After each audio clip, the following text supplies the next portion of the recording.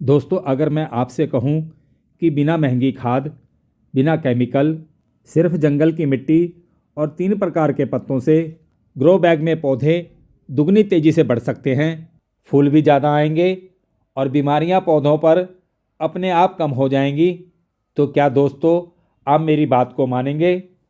तो दोस्तों, आज की इस वीडियो में मैं आपको वही राज बताने वाला हूं जिन्हें आज से 70 साल पहले पुराने किसान किया करते थे, लेकिन आज के गार्डनर उन्हें भूल चुके हैं। नमस्कार दोस्तों, आप देख रहे हैं मेरा यूट्यूब चैनल श्री जी की बगिया, जहां हम बात करते हैं 100% देसी और प्राकृतिक खेती की।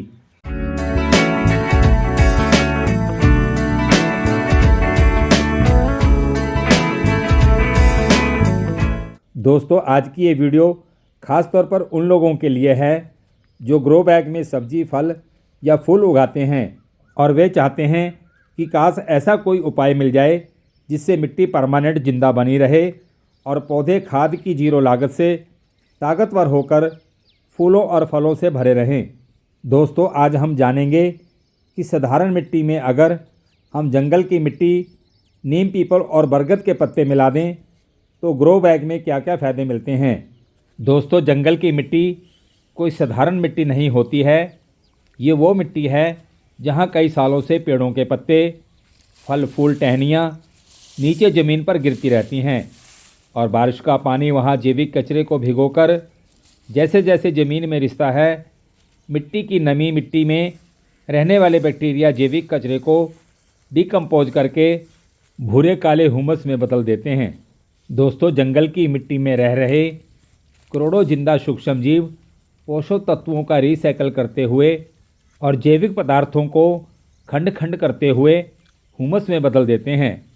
दोस्तों, हुमस मिट्टी को उपजाऊ, भुरभुरी और जल पोषक तत्वों को धारण करने वाली बनाता है, जो पौधों के विकास के लिए ज़रूरी होता है।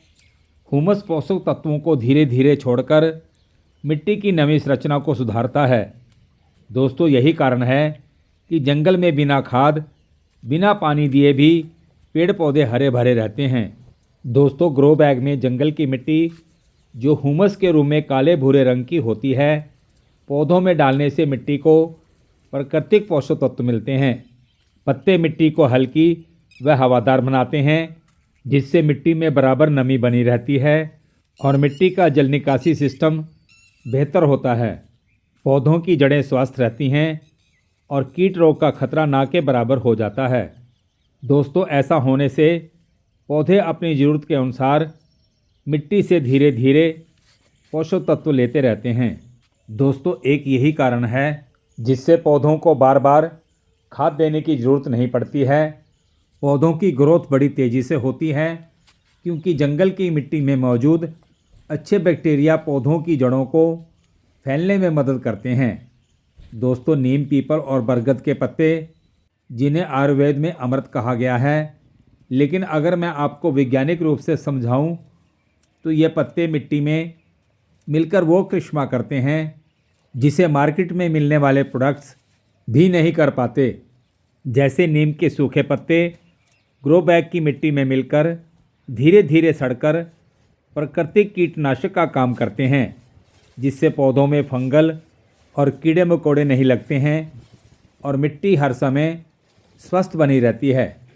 दोस्तों, पीपल के सूखे पत्ते वैज्ञानिक रूप से बहुत ही शक्तिशाली हैं, जो मिट्टी में धीरे धीरे सड़कर मिट्टी में ऑक्सीजन लेवल बनाए रखने का काम करते हैं, जिससे पौधों की जड़ें सड़ने से बचती हैं।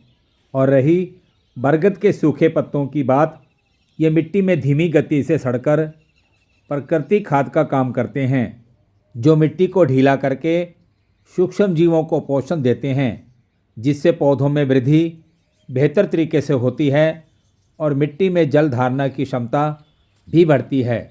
दोस्तों, यहाँ से अब ये वीडियो अब बहुत ही खास होने वाली है और मैं चाहूँगा कि आप इस प्रोसेस को अंत तक जरूर देखें, क्योंकि अब मैं आपको वह तरीका बताने जा रहा हूँ जिससे मिट्टी बहुत ही पावरफुल हो जाती है।